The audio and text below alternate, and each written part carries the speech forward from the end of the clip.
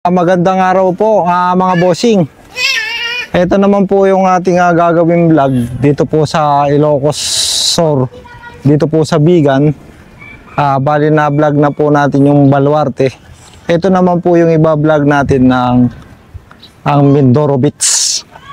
Tignan nyo naman guys kung ano po yung ganda ng beach na to. Hindi to gaanong alam ng mga ibang namamasyal. Pero sa vlog na to ipapakita po natin kung ano po yung makikita nyo sa beach na ito. Wish nyo na lang, ito po yung arko ng Mindoro Beach. Ayan po. At sa katabi niya, sa mga gustong mag-overnight, meron po yan na Bayview Transient House. Sa mga gusto pong mag-overnight. Meron pong police station dito for safety. Meron pong mga estasyon ng police diyan. Meron na rin pong yung mga gamit sa mga lifeguard. Ito naman po guys, isa po siyang hotel. Dito po sa Mindoro Beach. Ito pong Playa de Oro Beach Resort. Tara silipin po natin kung ano po yung makikita nyo po sa resort na ito kung sakaling kayo po ay magche-check-in. Ayan po. Yan. At syempre sa Mindoro Beach na to, meron din po yung mga shade. Shade kung tawagin. Ito po, makikita ninyo ang kagandahan ng dagat dito sa Bigan.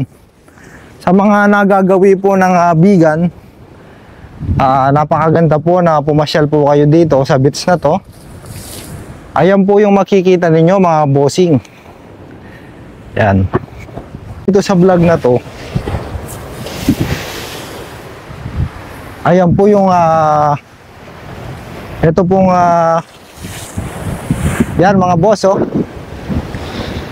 sobrang lakas po ng dito ng alon. Sobrang lakas po ng alon at kailangan po may sabat muna yung mga sabat yung alon kasi naninira po ng ng itong pinaka pader. Tignan nyo naman mga boss, sa sobrang lakas po ng alon hanggang dito po sa taas umaabot po yung tubig. Ayan Kung sakali po kayo ay pumunta dito sa Bigan, meron po kayong alam na pasyalan.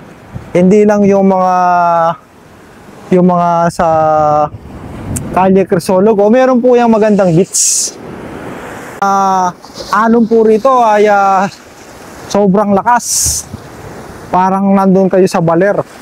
Kung nakikita nyo yan, mga alon na malalakas, nabibiyak niya yung alon para hindi po malakas ang impact pagdating dito kung bumangga. Ayan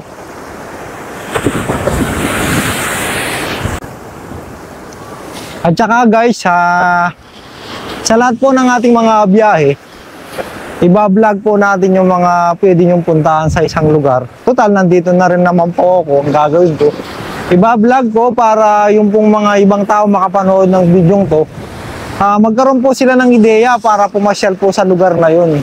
Parang sa akin lang promotion sa isang lugar, pero hindi po ako bayad. Ito po vlog ko lang para makatulong sa mga ibang taong pumapasyal dito na meron siyang mapuntahang magagandang lugar. Kung po kayong bumaba dito sa hagdanan na yan para ma-experience nyo po yung napakalakas na alon. Nasa sa inyo na lang po kung kayo ay bababa, pero para mas safe dito na lang po kayo, o di kaya doon po kayo sa mas malapit doon. Siguro magtataka po kayo, ngayon lang po kayong nakakita ng beach na mayroong ganyan cover.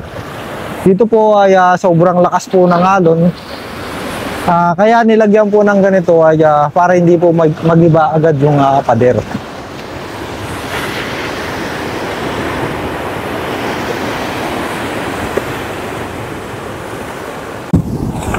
Okay guys, maraming salamat po. Kung sakali po na kayo ay natapos nyo po itong video to, ako po ay sobrang nagpapasalamat sa inyo na sa pagtangkilik at panonood ng aking mga video.